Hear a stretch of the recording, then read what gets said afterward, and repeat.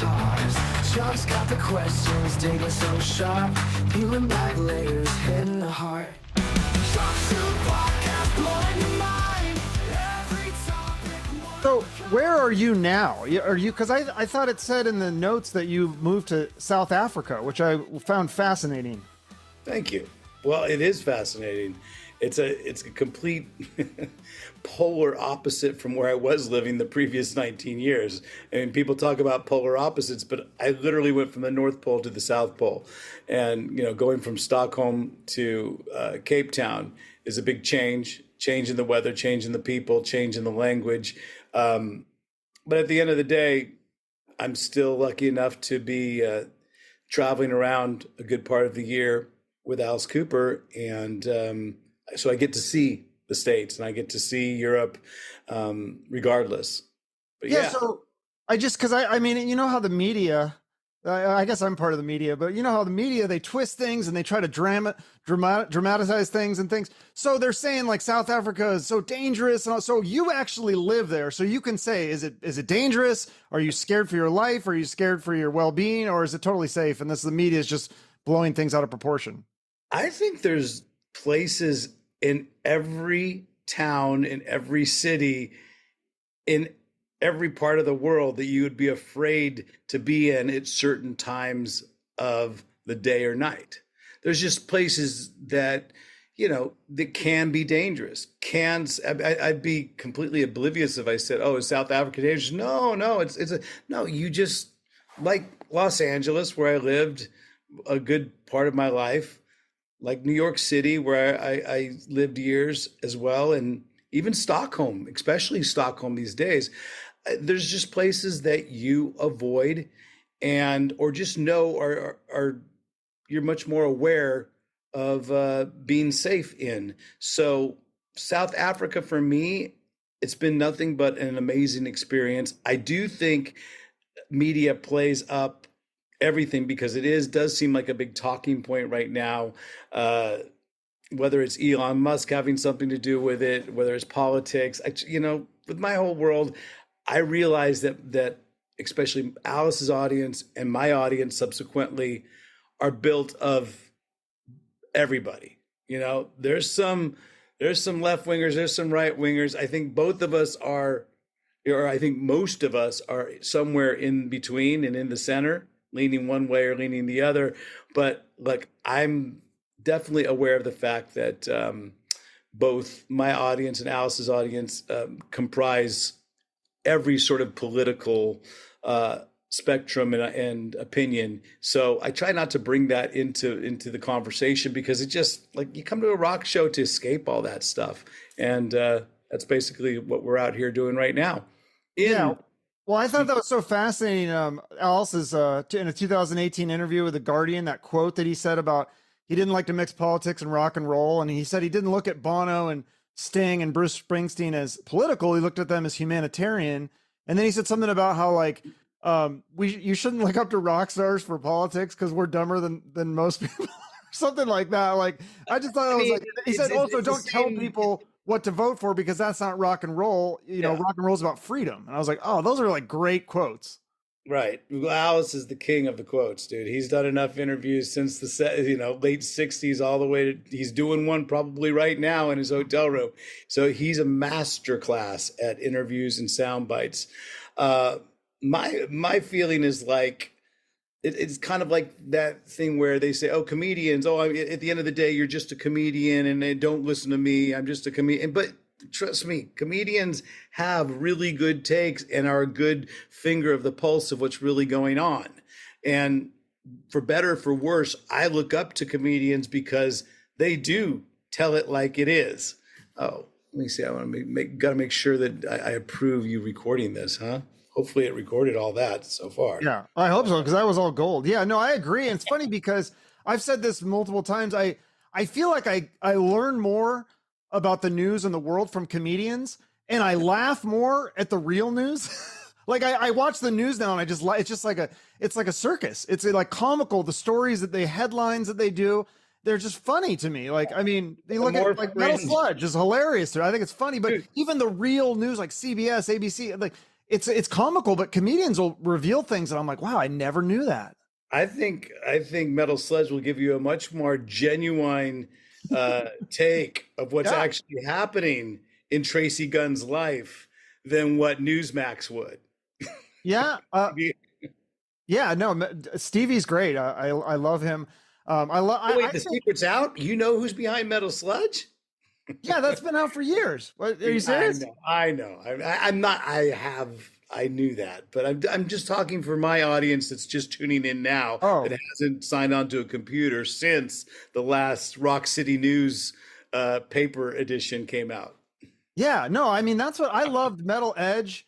When Metal Edge kind of like, they kind of got into a more like the harder, like the Corn and the Slipknot and stuff. I kind of didn't buy it as much. And then I started going online and I found Metal Sludge and I was like, oh, here's where I can find out about all like, the bands that I'm interested in. I don't know if I read about Dad's Porno Mag. I feel like I might have read about that in Metal Edge though. Yeah, Jerry was always really supportive of us, and she was amazing. Metal Edge. Back in the days, Rip magazine was another one. Catherine Turnman over at Rip was great. Circus magazine was actually kind to my band even before that. So I'm talking about old school stuff. And Metal Sludge has always been our sort of underground. They're the dark web of rock gossip, I guess. It used to be the dark web. Yeah. I just like the humor. Some people get really mad at that. And sometimes it'll be an interview that I'm Talking about doing. that. What's that? We were just talking about that before Yeah. the camera started Well, rolling. and some, maybe rightfully so, but I'm saying like sometimes it's something where I'm in an interview and I think the interview goes fine. And then Blabbermouth will take a snippet of the interview and they'll put a headline and then somebody will get mad. And it's like, but I think a lot of that stuff is fun. Like I think rock, I think the rivalries, I think the shit talk, I think all that stuff is fun to me. Like I love like the Motley Crue, Guns N' Roses, they had their beef and then Motley Crue had a beef with Metallica. And like, I just thought all that shit was so funny to me.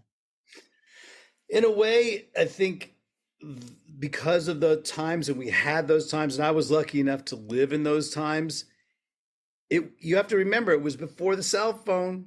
It was before everybody recorded everything. Yeah. So there was always that sort of sludge. That's a good way of putting it. There was that sludginess of where was the truth. Now, with everybody recording it and having a video podcast of someone saying this or that, it's all referenced and everybody has receipts. Back in the day, the Metal Sludge, there was kind of a murkiness going on where you could kind of like, never let the truth get in the way of a good story. Right. Well, it's funny because people will get mad even when I make a clip myself and I'll, like a lot of times on Instagram, I can only get, 60 seconds. So I'll show a clip and then people they'll jump to some conclusion. I'm like, you clearly didn't watch the full episode because you're getting an opinion and you haven't watched the full thing. And so I don't know. It's hard. They call in the business the hook, right? The hook. Right. And it's funny now that a lot of rock and rollers are looking for hooks in their posts and in their stories and their YouTube content than just concentrating on what's really important, which is the hooks of the songs. And because the hooks of the songs is basically the only reason why I'm still have a job with Alice Cooper is because his original great band, the Alice Cooper Band, wrote the hookiest songs. And throughout the years, all the records that Alice has made and, hopefully a few of the records that I've been a part of, they're chock full of hooks. And that's the reason why people keep coming to the shows, because they want to experience those songs and what they, meant to them the first time they saw them as well. Yeah. I was just listening to some of your solo stuff today and I was telling Adika, I was messaging, I was like, I actually really like Ryan's solo stuff. It is good. Like it's hooky. This new song, Better Than You, it's catchy. And I like catchy stuff. So I don't know. If that's what people like, I feel like they should enjoy that as well. But how do you stand out? Because I think it only had, when I last checked on Spotify, it only had like 2,000 downloads. I was like, what? Like this song's like way better than that. Like, how do you, there doing podcasts? needs to be more eyeballs on it. And if there's someone out there watching this right now that can help me crack that Spotify algorithm, because how do you do it? You ask for people to listen to it, obviously, but then if they listen to it for just like 10 seconds, which is like the normal attention span of the music listener now, then the algorithm thinks, oh, well, it's people don't like it. It's not as popular. So listen to the song, give it a whole, the whole song's less than 3 minutes. You can take 3 minutes out of your life to listen to Better Than You the whole time through. If you ask people to put it on their playlists, I know that sort of thing happens. But yeah, I mean, what I'm doing with this song and with the next songs that I'm going to be releasing are all like grassroots indie based. This is like a people's sort of band, the Ryan Roxie stuff that I'm putting out. I'm relying on my Instagram, like sort of following crowd, the inner cores. I call it the RGA, the Roxy Guitar Army, that are on my public channel, and even more of a condensed nucleus version, the All Accessors, which is under 200 people, but you know what, those 200 people can really make a difference, and that's what we're trying to do here. Look, if at one point it catches fire, I'm happy, but if it never does, I'm still happy with the way the song turned out, because people seem to be really digging the video. They seem to be digging the catchiness of the right out of the gate, the sort of sing song about it. So, I'll keep releasing them as long as people, it keeps growing. But do you think you have to have some sort of crazy thing to get attention for people? Like, I mean, you said Alice Cooper, people love Alice Cooper because of the hooky songs, which I agree, there's great songs, but wasn't part of his shtick is that he chops his head off in the show and shit? There was the shock rock, like that was a big reason about why he became so popular. Yeah, I mean, there are definitely things that you can do that can support the music, but at the end of the day, the good song has to have that longevity. There's plenty of other bands that have done the same thing that you're talking about, and in fact, to a much more intense level, but you can't name more than one or two of their songs. So you have to go back to where you can name a whole catalog of music, and that's where it comes back to the songwriting. But yeah, I get it. I mean, there's always, it'll help if there's some sort of controversy going on. I mean, the thing that we did that was a little bit different, and we just put this out in sort of cahoots with the song, was that we came up with an AI version of myself. And that AI version, always I say, what would your younger self ask your older self questions? We were able to actually do that with this AI interview. I saw that. That was crazy. What company did you use to do that? Because my cousin-in-law was trying to get me to do that. And I was like, what the?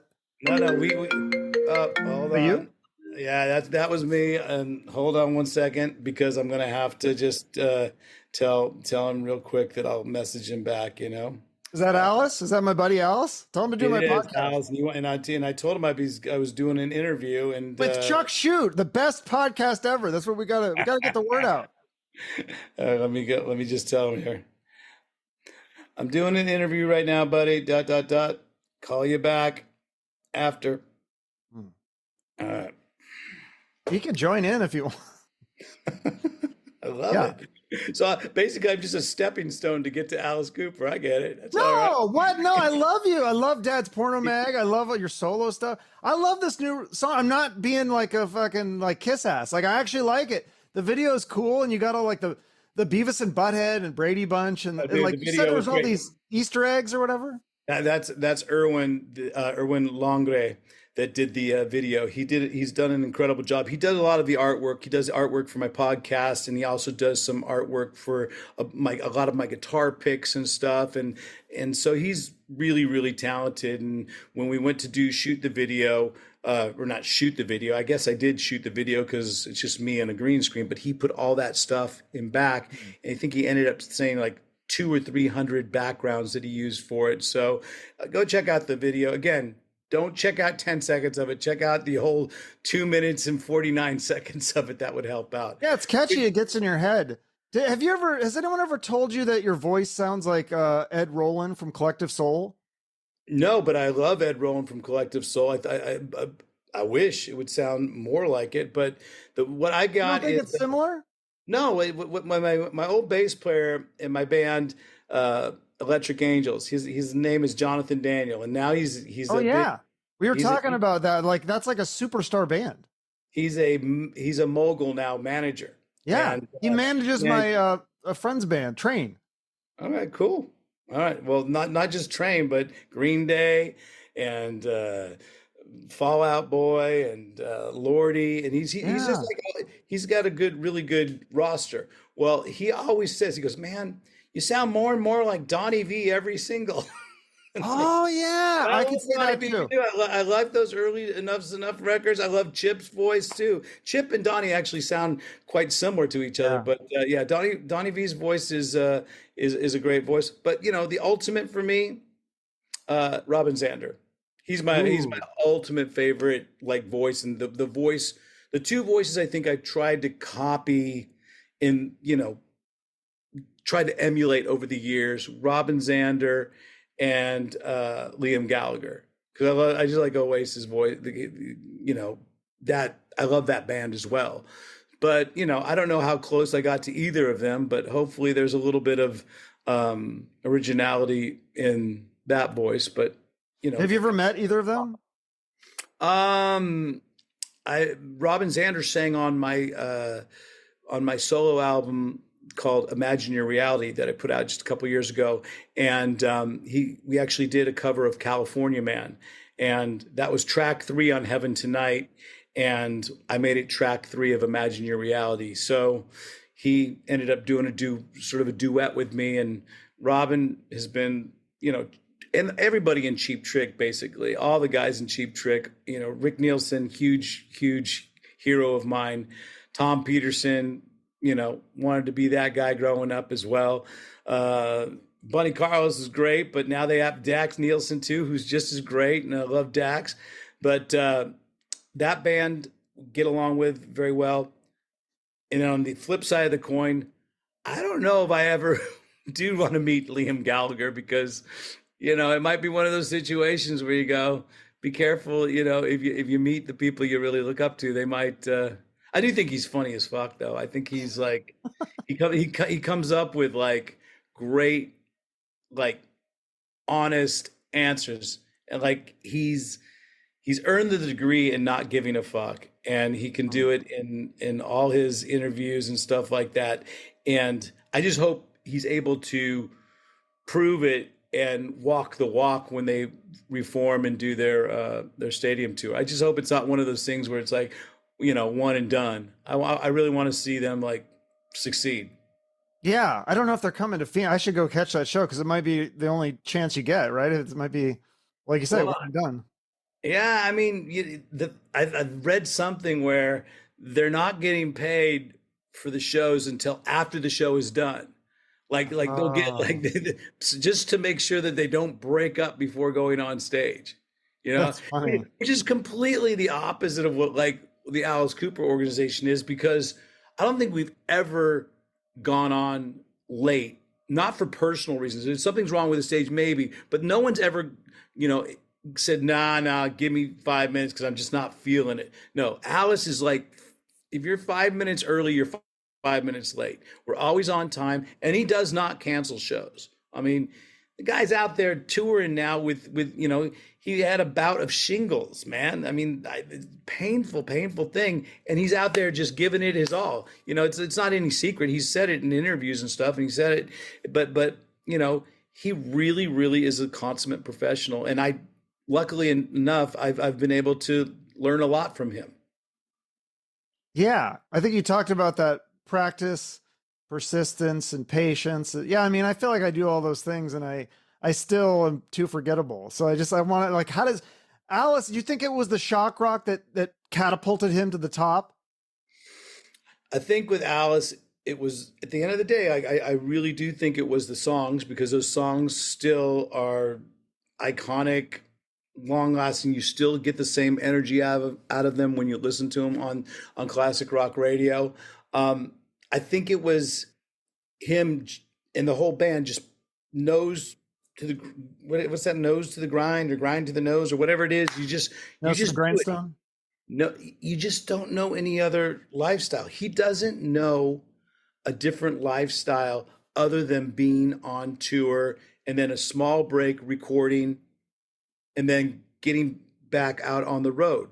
Because even in today, I mean, he's 77 years old and he's still, when he's not on the road, he's in the studio or he's doing doing some sort of new show or new podcast or something like that. So again, really inspiring for us, not just to be on stage with him, because, we're competing with getting our energy levels up to someone that's in their 70s that can outmatch any singer or at least go toe to toe with any singer in their 20s and 30s.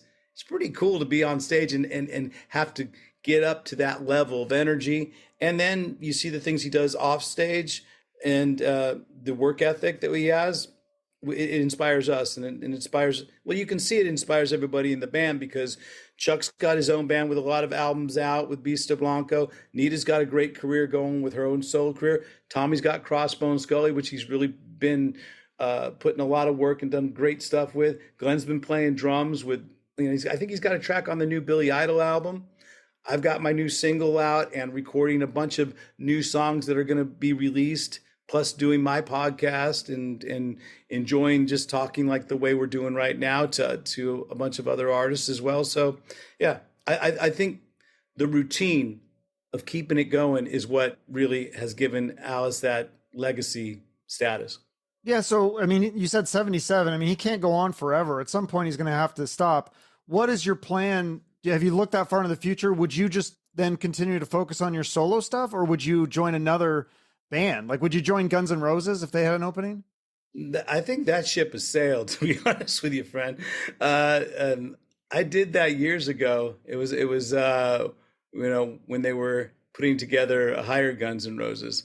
And, I had always said when I played with Sludge, and now I think I've not been in a band, legitimately been in a band with two of the members, Slash and Gilby, in separate bands, and done some touring with Steven Adler as well. So I feel like I've definitely contributed to that legacy, or I've been a part of that legacy for, with just my experience of knowing the guys. I thought that the album that I made with Slash, the Ain't Life Grand album that had Rod Jackson singing on it, who killed it. Every musician on that album killed it. Johnny Grapark was amazing on bass, and Teddy Zigzag on the keyboards. And of course you had Matt Logg, who now drums in AC/DC as the drummer in that band. It's an album really worth checking out. So that was cool. As far as joining a band post Alice, you'd have to just say, okay, what band is it? Do we all align? Would I jump in on a Cheap Trick show here, in a second, of course, but they've got their kids all in the bands now. I know that Robin's a son, who's really talented as well, is playing in the band. If Oasis needed a second guitar player, third guitar player, fuck yeah, come on. How are we going to do it? Because you want to play with the bands that you grew up idolizing. But at the same time, there's more opportunities to put our own stuff together, and who knows what other musicians are out there. There's a lot of talented people that I've been able to meet through Alice Cooper, that possible connections and musical projects could be formed, for sure. Yeah. Do you ever wonder, what if you didn't get the Alice Cooper gig? Like, where would you be? I mean, because you did, like you said, you're working with Slash, and I mean, you had all these other things that you were doing. Every band I've always been in has opened the door to the next band, and I do tell people that are in bands, young bands that are currently playing. I say, look, remain friends with the guys and girls that you're in the band with, because that'll eventually lead you to your next gig. And that's exactly what happened with Alice. I got the call from Alice because I was playing with Gilby and Gilby Clark, and he basically, Alice wanted to maybe audition myself and Gilby. Gilby couldn't do it because of his own solo stuff going on at the time. But the door was open for me, and Gilby said, go get that gig. And from there, the Slash door opened. And then even producing my own first Dad's Porno Mag, you mentioned Dad's Porno Mag, the producer of that record, one of the producers, Mark Schulman, who's a great drummer in his own right, he turned me on to the Tal Bachman record, which got me into that avenue of music. And that ironically is the biggest track I think I've played on in my career that nobody knows I'm playing on unless you're in my inner circle. But She's So High, yeah. She's So High, that's all my guitar work. And you know, the experience of being able to make an album with Bob Rock was incredible.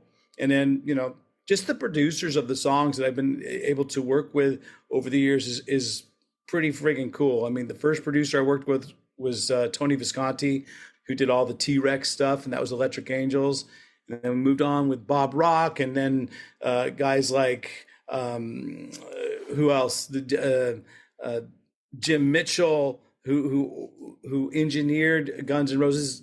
Jack Douglas, who did the first two Cheap Trick records. We worked on the Slash album together. Bob Ezrin, we've worked with on the newest Alice Cooper record as well. So been able to work with a lot of talented people, and not just musicians, but producers as well. Yeah, I know you got to get out of here. Can we give a shout out to one of your biggest fans, Jackie? Do you remember? You know her? Jackie from Canada? Jackie Cowell. I don't know where she's from. I think she's from Canada. Is she? Okay. She always posts about you. She's like your biggest fan. She had some questions. She wanted to know what your favorite song was that you ever wrote. The favorite song that I ever wrote, man, we're just, as songwriters, we're pretty protective. That we all think a lot of our songs are hits, and this one's all going to the top. But I would say one of my favorites that I've written is this newest one, because it's out now and it's getting a lot of attention amongst my group, that people are like, oh, I didn't expect this song with what I knew you from with Alice. You know, I expected a certain song if you're the guitarist in Alice Cooper, but I didn't expect this indie rock vibe to it. So I like surprising people like that. As far as other songs that I think could be one of those lighter in the air songs, there's a song called Second Chances off of the Roxie 77 Peace, Love, and Armageddon album that I'm really happy with. It's a ballad, and it's produced well. And I don't know, it's a tough question, Jackie, to be honest with you, because let's be honest, we're all pretty protective, and we don't like to think we write shit and put it out there. We like to think that everything we write is pretty damn good, and that's why we put it out there. But, you know, I'm sure there's some clunkers in there, but I'm pretty happy with everything. Yeah. Oh, she had another question too. I thought it was interesting. Who is someone famous that you want to meet? I know you said you maybe don't want to meet Liam Gallagher, but is there someone, I mean, you probably could meet almost anyone famous you want through Alice. That's a good connection. Yeah. I mean, I've been talking about bucket list of meeting so many of your heroes and not being disappointed. And like I said, fuck it, I would say Liam Gallagher again. I don't want to meet him, but I do want to meet him, because I think we could have, we could have a beer and we could definitely talk Beatles, you know. I just, like I said, it'd be one of those things that if he was on a bender or wasn't feeling the vibe, or I was too yank for him, then I'd be out. But I don't know. I think comedians are kind of like, if I'm going to fanboy out, I'm going to fanboy out with more like comedians and stuff like that. Like I'm lucky enough to have one of my favorite comedians of all time, Doug Stanhope, on my podcast. And even though we never met in person, we had like a 3.5 hour podcast where I felt like, damn, that was cool to meet him. So there's, Daniel Tosh, another comedian that I would love to meet. He might hate me, maybe not, but, and Bill Burr, he's one of those guys that like, he he comes from my wheelhouse of rock. He really does. But would he like me? I don't know. But I know he's a drummer, and so yeah, I guess if you're Yeah, he asking follows me Steven about Adler, so who would I want to, he what? I think I saw that Bill Burr follows Steven Adler. I just thought that was interesting. Yeah, because Bill he's a Burr drummer. jams. He jams drums with a lot of people. Yeah.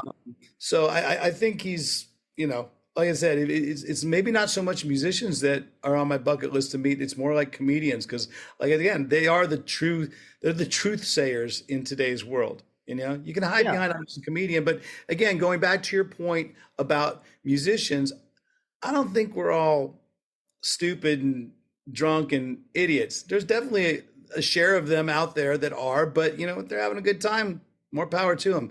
But think about it.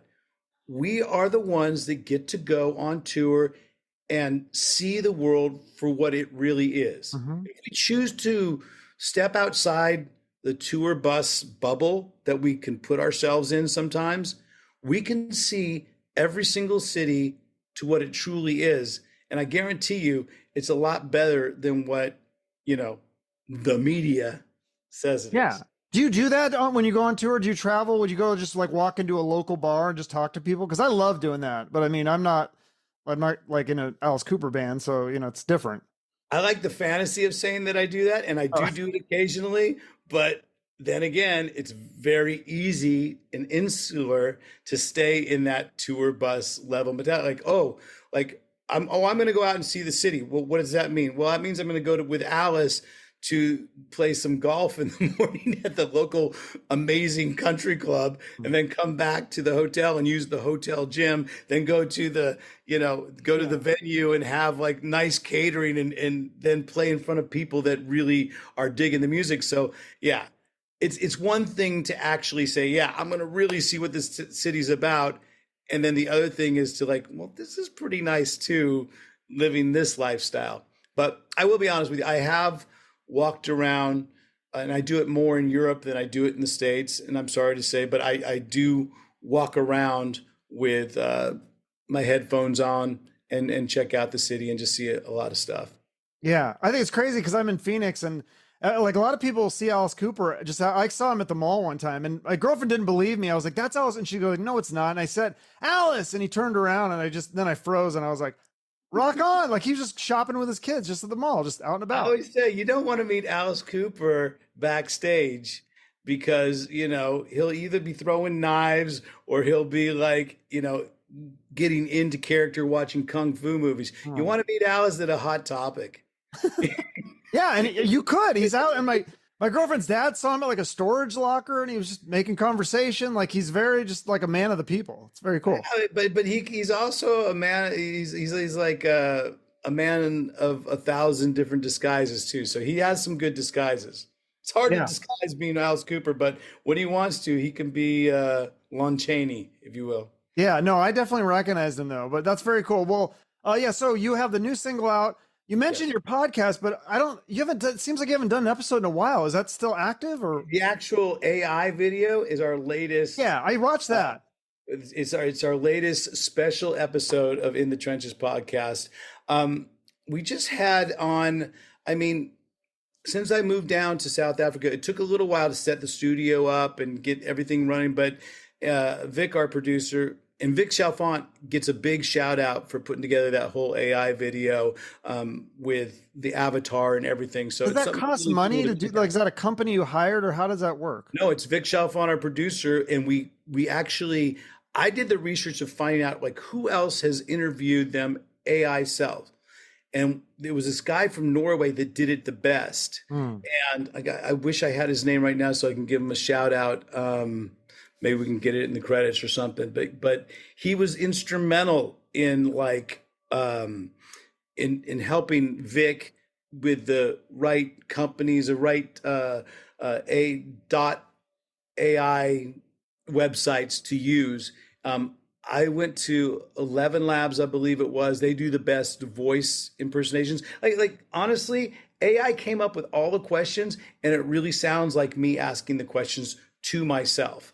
And Yeah, it was crazy. And then bunch you of had like different different versions of yourself, different eras. yeah, different eras of myself. So Vic Chalfant is the same producer that does the In the Trenches podcast. Since I've been to South Africa, I'd say the podcast itself slowed down only because we were getting the studio together, but we're ramping it back up again. It always kind of goes with like where am I going to be on tour? If the tour schedule is able to fit in. That's why we were able to do so many episodes during the dark times. I don't know when you started your podcast, but did you start it during COVID or? No, I started it before, and then everybody fucking copied me and jumped on the bandwagon, and now I'm at the bottom of the pile again. So. Yeah, well, guess what? COVID podcasts are like herpes. Everybody has them. So, but the thing is, we were able to get a good schedule going. We had a good run. We were doing 2 or 3 a week, and we ended up getting over that 100 and 140, 100. I think we're at almost 150 episodes now, and that's how you can last for a while when you've done it that many episodes. And I'm sure you've done a lot of them as well. But it's all about the consistency. And almost 500 here. So that's great. That's great. But look, then you go to Joe Rogan and he's got like what 10,000 at this point. Well, the thing I just saw something yesterday. It was like the kids from Sopranos, like the actors, they have a podcast to get like literally everybody and anybody who's a remote level of fame. If they start a podcast, day one they have more followers than me. So I ask these questions about how do I stand out. I'm just trying to learn as somebody who wants to look. If I find any information on how to break that algorithm, and you find any information of how to get into the Spotify loophole of getting into the most requested heat seeker, I think we said controversy is one thing, but I would say another. You mentioned the guests when you had. I think having guests. Who's the guy? I had him on my show, Billy Morrison. I think he's the. Yeah, he's good at that. Guitar player with Billy Idol. He had like Ozzy and Billy Idol and all these guests on his album, and his songs are just taking off. He's like the #1 song.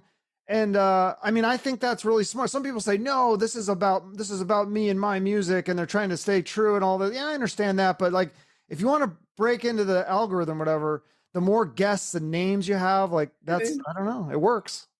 But involve the guests, not just because they're going to get you clicks. No, of course not. About the song, and it's like he said, Billy Morrison. He goes, "This song, it's for Ozzy because I'm not bigger than the song." You should watch an interview with him. It was a great interview. That guy's really cool. I like him. No, he knows how to network. We were actually supposed to connect. The last time I was in LA, they had a show together. They were going to do the first Cars album in its entirety, and I'm a big fan of the band The Cars from Boston. Too. Amazing album, came out in '77, produced by Roy Thomas Baker. Just like really cool. Every song is great. Elliot Easton, the guitar player from that band, one of the best solo guitar parts guys that's out there. He always plays the right part for the song that lifts it, and his solos tell a story within the song. Fucking great. So we were supposed to do I was going to do, was it Bye Bye Love and Don't You Stop? It was a couple songs I was going to go play with him, and then all those LA fires happened, and they're like, nah, we're going to delay it. So didn't happen. But Tommy's tight with him, and like I said, great networker. So good for him. Maybe I can ride the coattails of the Billy Morrison singles and get my Better Than You out there to more eyeballs. Well, it has my validation. It has my endorsement for whatever that's worth. Like I enjoyed it. I enjoy your soul music. Shute endorsement. I like it. Yeah, it's not worth anything, but I mean, something maybe someday. Yeah, I think it is, like man. it. Yeah. You stick your head down, you keep doing your episodes, you keep representing Metal Sludge and carrying the torch. It's perfect. Yeah. Perfect. And I love the comedians too. I love your podcast. I mean, you had Jordan Peterson, like that's a bucket list guest for me. That was amazing. That was cool. Cool because it turned out that Jordan is a fan of Alice. He was just very intrigued by Alice. So that's how we were able to get him onto the show. I said, because I, again, having an intellectual like that onto the podcast, it's not as, what are you going to talk about? Well, our angle was he really loved Welcome to My Nightmare, the album, as a concept. So I'm like, well, shit, I've played pretty much every song off that album, thousands of times. So why not? And then we talked about it, and then we got to talking about a bunch of other stuff. So yeah, him and Eric Weinstein is another intellectual that we had on the podcast that was very, very cool to interview. I don't know if you know Eric, but yeah. I mean, I would love smart guy, guitarist himself, and just very inspiring to have these guys. But maybe that's my sort of angle, and your angle is that we are collaborating. Maybe not on songs, but I'm collaborating with people just by knowing them. I just had a conversation with this morning with Michael DeBar from Little Steven's Underground Garage. And I love his show. I love to listen to it. And Alice and I listen to it pretty much every morning when we're on our way to golf. And he played like this segue. He played the Hollies and the Replacements back to back. And I was like, that's so cool. So I actually messaged him. I said, man, Alice and I are freaking great songs. And he literally messaged me right back within 2 minutes and said, oh, I'm so glad. Tell Alice, thank you for carrying the torch, and thank you for, continuing to make music. And I'm like, yeah, well, thank you for playing it. Yeah, exactly. I mean, exactly. Carrying the torch and keeping it alive and talking about it and, endorsing it and sharing it as much as I can with my small little followers. Like I try to do my part. Well, you know what? Let's, instead of calling it small, by the time people watch this, what if it got on that thing where the Chuck Shute podcast just became, you just leapfrogged over everyone that started their podcast in the dark times because you were there before. You're a pioneer. Yeah, they kind of leapfrogged me. Actually, a lot of people quit after. I don't know if you noticed that, like about 2023, people were like, I'm done with this podcasting bullshit. So. If you get past, like I said, if you get past 100 episodes, you can say that you have until you get to that level, because it's not easy, man. It's gotten harder.